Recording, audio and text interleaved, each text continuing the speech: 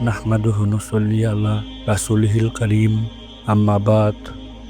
ভোরের আজানের আগে উঠে সেহরি খাওয়া, সারাদিন রোদের তাপে পিপাসা বুকে নিয়ে পথ চলা, ইফতারের সময় একটু ঠান্ডা পানিতে চুমুক দিয়ে মনে মনে বলা আলহামদুলিল্লাহ।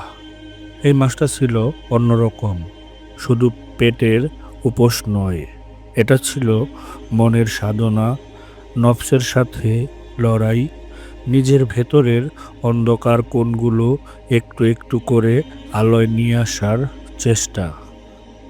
এই পুরো রমজান জুড়ে আমরা চেষ্টা করেছি প্রতিদিন জীবনের একটি বিষয় নিয়ে কথা বলতে, শুধু সহজ কিছু কথা যা হয়তো মনের একটু সাহস যোগায়, পথ চলতে একটু শক্তি দেয়। কারণ আমরা বিশ্বাস করি মানুষ ভুল করবে, পড়ে যাবে, অন্ধকারে হারিয়ে যাবে, এটা স্বাভাবিক। কিন্তু সেখানেই শেষ নয়। আসল মানুষ আবার উঠে দাঁড়ায়, হতাশ হয় না, ফিরে আসে। রমজানের শেষ দিনগুলিতে একটা প্রশ্ন মনে জাগে, এই মাসে কি আমি সত্যি বদলাতে পেরেছি? আমার হৃদয় কি একটুও পরিষ্কার হয়েছে? যাদের সাথে অন্যায় করেছি তাদের কাছে কি ক্ষমা চেয়েছি? নিজের পাপের ভার কি একটু হালকা হয়েছে?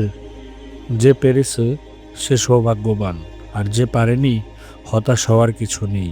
কারণ আল্লাহর রহমত কোনো ক্যালেন্ডার মেনে চলে না। তার দরজা বন্ধ হয় না, শুধু ফিরে আসতে হয় বারবার। এই মুহূর্তে পৃথিবীর একটু দূরেই কোথাও একজন মুসলিম মা তার সন্তানকে বুকে আঁকড়ে ধরে রাতের অন্ধকারে কাঁপছেন।